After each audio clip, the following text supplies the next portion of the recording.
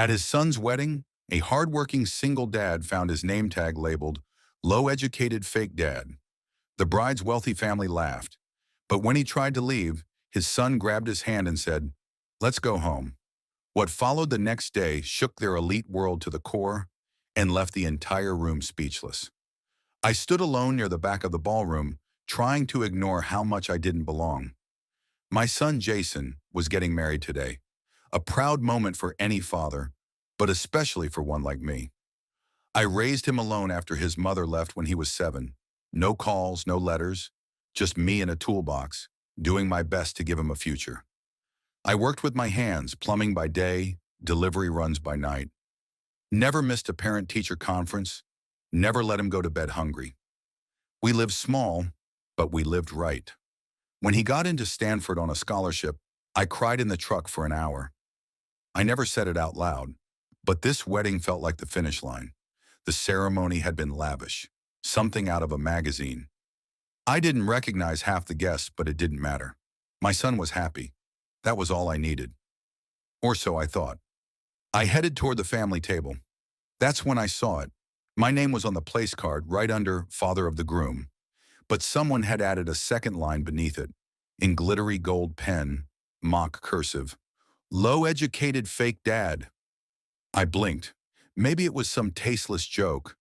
But then I heard it, the snickers, soft at first, then louder. Across the table, the bride's father, a retired university dean, nudged someone and smirked. Her mother tried to cover a laugh behind her napkin. One of the cousins actually pointed and whispered, "He fixes toilets." Another responded, "Probably didn't even finish high school." More laughter. My face burned. I turned the card over and tried to sit, pretending I hadn't seen it. But the damage was done. I didn't belong here. Not really, not to them. I looked around for Jason. He was standing with the photographer smiling, arm around his new in-laws. He hadn't seen the card. He couldn't have. I stood up.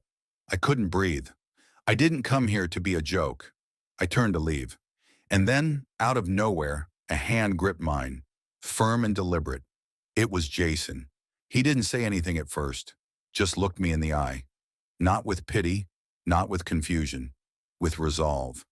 "Dad," he said, voice low, "let's go home." I hesitated. "Jason, it's your wedding." I said, "Let's go home." The music cut off.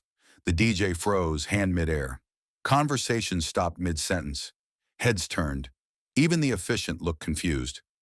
Jason let go of my hand just long enough to face the room. He looked at the bride, then her family, then at the entire sea of guests. "You just made the biggest mistake of your lives." He didn't yell. He didn't explain. He didn't need to. He just turned, walked out the door, and I followed.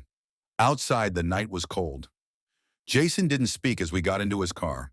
The streets blurred past in silence, the city alive around us while our little world cracked wide open. I had no idea what was coming next, but something in his eyes told me this wasn't the end of the story. It was the beginning of a reckoning. The ride home felt longer than it was. Jason gripped the wheel, jaw locked, eyes ahead. He didn't play music, didn't say a word. I stayed quiet too. I didn't know what to say. I had walked away from my only child's wedding. My chest ached like I'd just lost something, even though he was right beside me. We pulled up to the old apartment building, the one where I'd raised him. He had moved out years ago but still had a key. I didn't ask why he brought me here instead of to his downtown condo. I figured maybe he needed to go back to the beginning. Inside, he took off his jacket, dropped his keys, and finally spoke. "You know, Dad." I saw it. I turned. "What?" "The place card. The insult." My mind stopped. "You saw it? When?" "Before you did," he said. "I was watching you. I wanted to see if they'd actually go through with it." I was confused. "Why would you let that happen?" Jason's eyes didn't waver. "Because I needed to be sure who they were. I needed to know how far they'd go. And they showed me." He pulled out his phone, tapped the screen, and handed it to me. It was a video, grainy but clear enough. The bride's father handing a gold pen to someone. The bride's mother chuckling, "Let's give the plumber his own title." And then Jason's bride, Emily, saying it. "My real father is the man I'm marrying." That plumber guy, he's just a formality. The phone slipped from my hand onto the couch. Jason sat across from me, calm but cold. I kept quiet because I wanted the truth. Now I have it. He leaned back, exhaling slowly. There's something else I didn't tell you. He reached into his backpack and pulled out a folder. I never signed the prenup. My head jerked toward him. You didn't? He shook his head. They begged me to. Her dad even offered to invest in my company if I did, but I already had something going. Quietly. A tech security firm. Built it with a college buddy. I never took a dime from them. He handed me the folder. Inside were documents, ownership records, merger details, earnings reports. The numbers didn't even look real. Last year we got acquired, Jason continued. 8-figure deal. I walked away with more than enough to disappear if I wanted, but I didn't. I used it to start buying something else. Shares in her family's company. I looked up, stunned. He nodded. Westbourne Hospitality. I started with shell companies. Silent partners. Picked up the debt-ridden shares no one wanted. Slowly, quietly. I flipped through the pages. Purchase agreements, shareholder breakdowns, corporate filings. You already own part of their company? I asked. Jason gave a small smile. 48%, as of tonight. I stared at him. You planned this? No, he said, but I prepared for it, and now they gave me the perfect reason to finish it. He opened his laptop and began typing rapidly. Tomorrow morning, I make it official. I buy out the last 3%. That gives me the controlling stake. I'll walk into their boardroom and show them who I am and who you are. I didn't know what to say. I had raised this kid to be humble, honest, grounded. But sitting across from me now was someone far more calculated, more strategic than I ever imagined. And yet, everything he was doing came from one place: loyalty. I'm not doing this just for me, Jason said. I'm doing this for you. For every time someone looked down on us, every time you were judged for being the man who actually showed up. He paused, looked right at me. You're not a fake dad. You're the only real one I ever had. And tomorrow, I'm going to make sure the world knows it. We sat in silence after that. Not awkward silence. Something heavier, but comforting. Jason stood. Get some sleep, Dad. Tomorrow we change everything. I went to bed, but I didn't sleep much. My head was full of questions, fears, pride, and a quiet hope I hadn't let myself feel in years. Whatever tomorrow brought, I knew one thing for certain. My son had become a man I'd never have dared dream of raising, and the people who tried to humiliate us had no idea what was coming. By the time I woke up, Jason was already dressed and pacing the apartment. A folder sat on the table. I glanced inside. More financials, signed contracts, notarized documents. This wasn't just an idea anymore. It was real, legal, imminent. Today, Jason said, they find out who they really tried to humiliate. At 9 a.m., we pulled into the underground garage of Westbourne Hospitality Group's headquarters. Jason had an ID badge for himself. Mine was temporary, but the security guard barely questioned us. Jason's name was on some list, high enough that people stepped aside when we entered. We took the elevator to the executive floor. Silence, then whispers. Some of the staff recognized us from the wedding. A receptionist tried to intercept us. Sir, the board is in a closed. Jason cut her off with a calm, they're expecting me. They just don't know it yet. He pushed open the glass doors to the boardroom. The room was full, executives, lawyers, advisors. At the head sat Gregory Westbourne, still smug, still convinced he ran the room. Emily's mother sat beside him.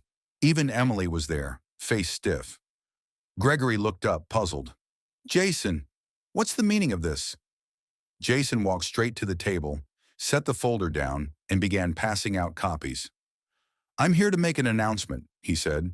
As of 9 this morning, I own 51% of this company. The room froze. You're bluffing, Gregory barked. Jason slid a document across the table. These are the purchase agreements. Your debt-ridden partners were happy to sell. You can confirm with your legal team. I'm the majority shareholder now. Murmurs broke out around the table. Gregory snatched the papers, eyes scanning rapidly. His hands began to tremble. This is nonsense, he said. but his voice cracked. No, Jason said. This is strategy, the same kind you used when you offered to bankroll my company in exchange for signing a prenup. Except I didn't take the bait. I built something on my own. And while you laughed at my father for fixing toilets, I was buying out your future. Gregory stood, rage in his face. You tricked us. Jason didn't blink. I protected myself, and I protected the only person who ever believed in me. He turned to the rest of the board. Effective immediately, all members of the Westbourne family, Gregory, Margaret, and Emily, are removed from operational roles. You'll receive severance notices today. Legal has been notified. Margaret gasped. Emily's mouth opened, but no words came. Gregory lunged across the table. You little parasite! This is my company! Jason stayed seated. It was. Now it belongs to the man you tried to humiliate. Through me. He stood, picked up the final page in the folder, and placed it in front of Gregory. It's a clause your family signed in desperation to offload shares. It bars you, and any immediate family, from holding ownership or employment within the company moving forward. He turned to me. Dad, let's go. I stood, numb, as the room descended into chaos. Jason never raised his voice. He didn't gloat. He didn't need to. The room had already given him everything he wanted. Respect, justice, and silence. As we walked out, Jason paused at the door. One last thing, he said without turning back. From now on, the company's scholarship fund will be renamed the Carter Foundation, in honor of the man who taught me what real work, real loyalty, and real family looks like. And with that, we left. Outside, the city moved on as if nothing had happened. But inside that boardroom, a dynasty had collapsed. And it wasn't because of revenge. It was because someone finally stood up for the man who never asked for anything, but gave everything. 2 weeks passed. The takeover made headlines across every local business outlet, and a few national ones. Tech founder ousts in-laws in silent power move. From plumber's son to corporate king. Everyone wanted the full story. Jason ignored the media. He had nothing to prove. Westbourne Hospitality's former executives scrambled to recover. Gregory and his wife vanished from the boardroom circuit. Their names, once fixtures at charity galas and business luncheons, were suddenly absent. Several hotel investors pulled out. Internal audits were launched. Jason didn't push them into scandal, but he didn't shield them either. It didn't take long for reports to surface. Misappropriated funds, suspicious accounting, irregular bonuses. One audit revealed a six-figure amount transferred to a private account tied to Emily's cousin, the same one who snickered at the wedding table. When investigators came knocking, silence turned to panic. Gregory and Margaret were served with formal inquiries. Emily's name appeared in the paperwork as having co-signed off-the-book marketing deals. The same cousin? Gone. Phone disconnected. No trace. Jason received a letter from Westbourne's legal team, thinly veiled as a cease and desist, trying to block him from speaking about the company. He handed it to his lawyer without comment. His lawyer returned with a formal statement confirming Jason's right to disclose any material relevant to shareholder decisions. They backed off. Then one rainy evening, there was a knock at the door. I was watching the late news when Jason opened it. There stood Emily, soaked through, mascara streaked, clutching a handbag that didn't seem to match her situation. Jason, she said, please. He didn't respond. I made a mistake, she continued. I wasn't trying to hurt you or your father. I was just under pressure. My parents made me feel like you weren't good enough, that he wasn't. I didn't mean the things I said. I stood up, unsure if I should leave the room. Jason glanced back, then looked at her. You didn't mean them? He asked. She hesitated. I was angry. I was scared. And yes, I was stupid. He pulled an envelope from the side table and handed it to her. Inside is the clause your parents signed when they sold their remaining shares. It bars them, and you, from ever owning or working for this company again. Permanently. She held the envelope like it burned. I'm not here for a job, she whispered. I just wanted to talk. You had a chance to talk, Jason said, at the wedding, when your family mocked the only person in my life who never abandoned me. You stood there.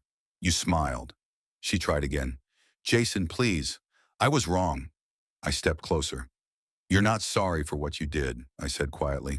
You're sorry it cost you something. She turned to me. Mr. Carter, I cut her off. You don't get to apologize to me when you helped humiliate me. You laughed. Jason held the door. Emily, I hope someday you figure out why you did what you did. But it won't be with me. She took a step forward. So that's it? He nodded.